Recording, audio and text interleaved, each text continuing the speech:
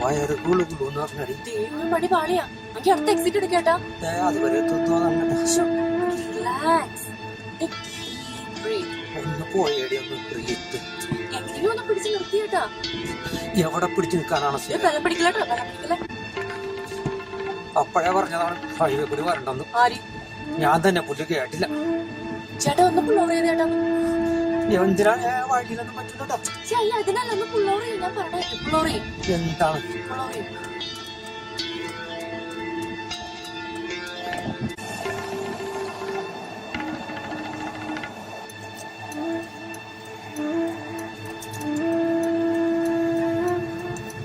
ഈ കല്ലങ്ങടെ അരയിലേക്ക് തിരികെ വെച്ച് അവിടെ നിൽക്കും. ഞങ്ങൾ ചെറുപ്പത്തിൽ ചെയ്യാറുള്ളതാ.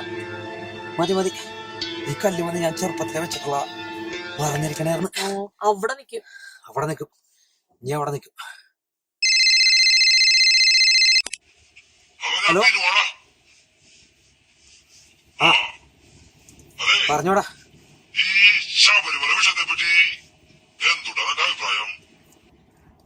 അളിയാ, ഒരഭിപ്രായം പറയണ അവസ്ഥയിലല്ല.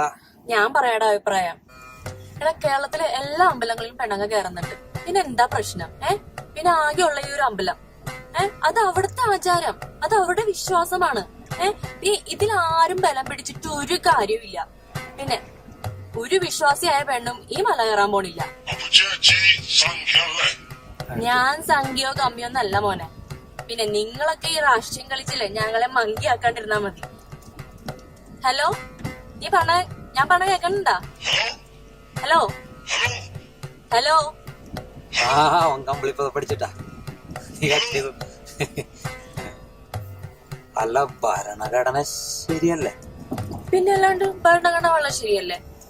അപ്പൊ വിശ്വാസികളും വളരെ ശരിയാണ് ചേട്ടാ. അവരവർക്ക് അവരുടേതായ വിശ്വാസങ്ങളുണ്ട്. അവരവരുടെ ഭാഗത്ത് നിന്ന് അവർ ചിന്തിക്കുമ്പോഴത്തേക്കും അതെല്ലാം ശരിയാണ്. അതാണല്ലോ ഇപ്പൊ എല്ലാരും ശരിയാണ്. അതാണ് പ്രശ്നം. പോസിറ്റീവ് നെഗറ്റീവ് ആണ്. ഇല്ല ചേട്ടാ, എല്ലാം പോസിറ്റീവ് ആകുന്നേ. ഇപ്പൊ തന്നെ പ്രളയം വന്നപ്പോഴത്തേക്കും എല്ലാ മനുഷ്യരും കൂടി ഒരുമിച്ച് നിന്നില്ലേ?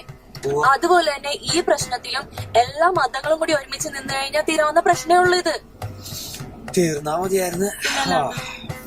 അല്ല ചേട്ടക്ക് ഇപ്പൊ എങ്ങനെയുണ്ട്? ആശ്വാസം ഉണ്ടാ? യെസ്, അതാണ് വിശ്വാസം ചേട്ടയുടെ. അപ്പൊ ഈ കല്ല് അതിന്റെ ആചാരം.